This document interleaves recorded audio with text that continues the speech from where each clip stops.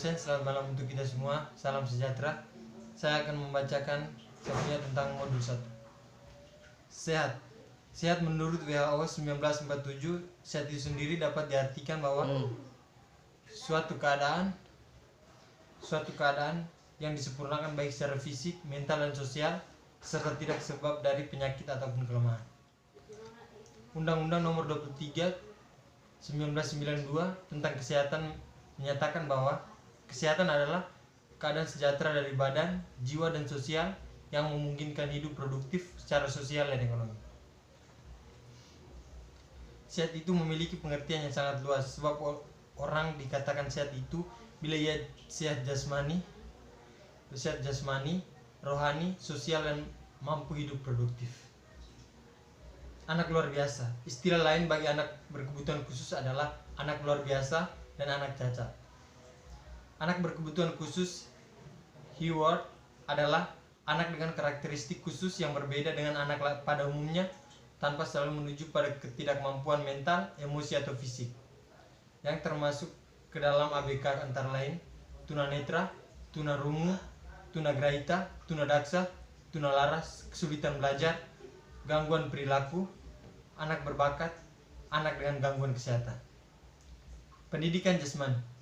Menurut Dudi Pamungkas, pendidikan jasmani merupakan suatu proses seseorang sebagai individu maupun anggota masyarakat yang dilakukan secara sadar dan sistematik melalui berbagai kegiatan dalam rangka memperoleh kemampuan dan keterampilan jasmani, pertumbuhan, kecerdasan, dan pembentukan watak.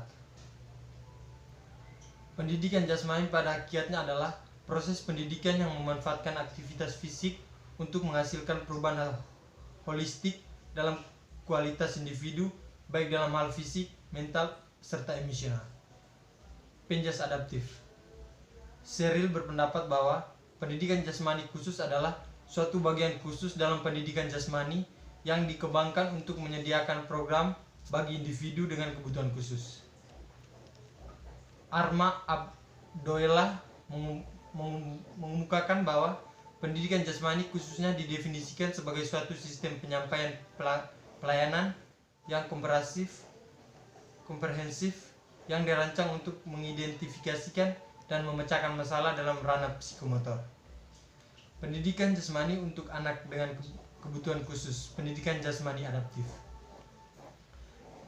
Pendidikan jasmani adaptif merupakan pendidikan melalui aktivitas jasmani yang disesuaikan atau dimodifikasi yang memungkinkan individu dengan kebutuhan khusus atau kurang mampu dapat berpartisipasi atau memperoleh kesehatan beraktivitas dengan aman dan berhasil dengan baik atau sesuai dengan keterbatasannya, serta memperoleh kepuasan.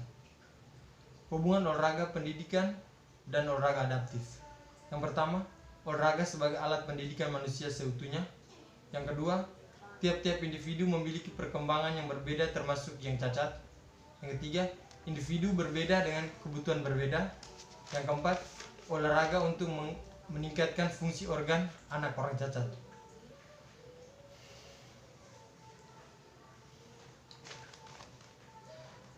Tujuan penjas adaptif: membantu mereka yang berkelainan dalam pertumbuhan dan perkembangan jasmani, mental, emosional, dan sosial yang sesuai dengan potensi melalui program aktivitas jasmani yang dirancang khusus dengan hati-hati.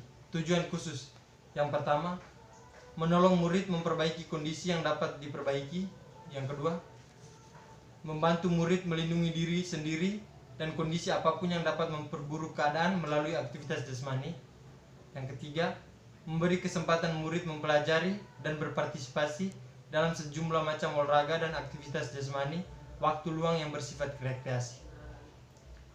Tujuan penjas adaptif: yang pertama, menolong murid memahami keterbatasan jasmani dan mentalnya. Yang berikutnya, membantu melakukan penyesuaian sosial dan mengembangkan perasaan memiliki harga diri. Membantu murid mengembangkan pengetahuan dan apresiasi terhadap mekanika tubuh yang baik. Menolong murid memahami dan menghargai berbagai macam olahraga yang dapat dinikmatinya sebagai penonton. Manfaat penjas adaptif. Pendidikan jasmani adaptif harus dapat, yang pertama, merangsang pertumbuhan dan perkembangan jasmani. Yang kedua, mempengaruhi perkembangan keterampilan gerak. Yang ketiga, membantu mengembangkan efisien koordinasi syaraf otot atau neuron muskuler. Yang keempat, membantu pengembangan kesegaran jasmani seperti kekuatan tubuh, daya tahan, kelentukan, daya kardiovaskuler yang berguna bagi kehidupan sehari-hari. Yang kelima, membantu mengembangkan emosionalnya. Yang keenam, membantu mengembangkan sosial agar berinteraksi dengan lingkungan sosialnya. Yang ketujuh, membantu mengembangkan intelektualnya. Peran penjas adaptif. Yang pertama, memberikan pelayanan langsung kepada siswa-siswa berkelainan. Yang kedua, memberikan latihan perjabatan untuk calon guru atau kuliah kita ini. Tahap-tahap perolehan keterampilan motorik dalam olahraga. Yang pertama, tahap dasar pembangunan sistem saraf, tahap proses integrasi. Yang berikutnya, tahap keterampilan fungsional. Yang berikut, dan tahap keterampilan gerak atau dalam olahraga. 1. Tahap dasar pembangunan sistem saraf. Tahap dasar pembangunan sistem saraf ini tergantung dari proses operasionalisasi sistem saraf dalam menerima masukan atau sistem sensori saraf.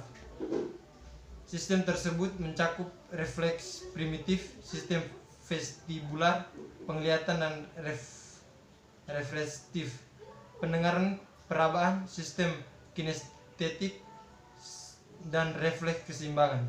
Keseluruhan sistem tersebut merupakan komponen penting dalam gerakan yang berguna yang dapat dalam Central Nervous System atau CNS. Yang berikut, tahap integrasi proses. Tahap integrasi proses dicapai setelah melalui tahap pertama tersebut di atas. Tahap pertama adalah tahap fungsi gerak, sedangkan tahap kedua adalah tahap berkaitan dengan kualitas gerak. Tahap integrasi proses mencakup persepsi motorik seperti keseimbangan gerak, kesadaran tubuh, bayangan diri, dan kesadaran ruang. Persepsi motorik, kesegaran jasmani dan kesegaran gerak, motor fitness, persepsi motorik meliputi keseimbangan gerak, kesadaran tubuh, bayangan diri, dan kesadaran ruang.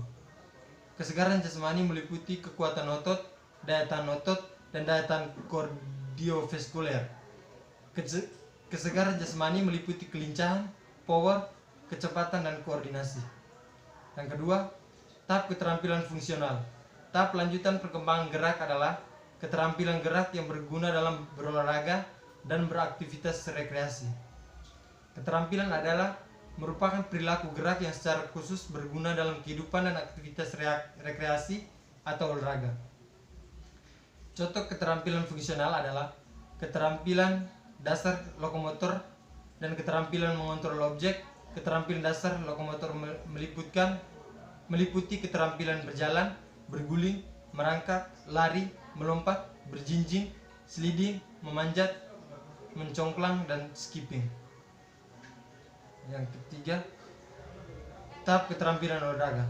Yang pertama, keterampilan olahraga merupakan keterampilan yang diperoleh melalui latihan yang berulang-ulang dan setelah melalui tahap kematangan CNS. Keterampilan olahraga meliputi keterampilan mendribble, menembak, memukul dengan pemukul, melontarkan bola, bermain ski, tumbling, jembakan, dan menyelam. Berdasarkan tahap perkembangan perolehan gerak tersebut di atas, pembelajaran permainan tradisional dirancangkan. Implementasi pembelajaran permainan tradisional harus disesuaikan dengan karakteristik kebutuhan perkembangan gerak anak luar biasa dan disinkronkan dengan karakteristik keterampilan yang ada dalam permainan tradisional. Kompetensi yang ingin dicapai. Kompetensi yang ingin dicapai dalam pembelajaran pendidikan jasmani untuk anak dalam kebutuhan khusus atau anak luar biasa disesuaikan dengan karakteristik anak tersebut. Kategori anak dengan kebutuhan khusus dapat dikelompokkan menjadi anak tunanetra, anak tunarungu, anak tunagrahita, anak tunadaksa, anak tunalaras, dan kombinasi dari berbagai macam ketentuan tersebut. Baik, terima kasih. Itulah hasil dari membaca modul 1. Sekian dan terima kasih.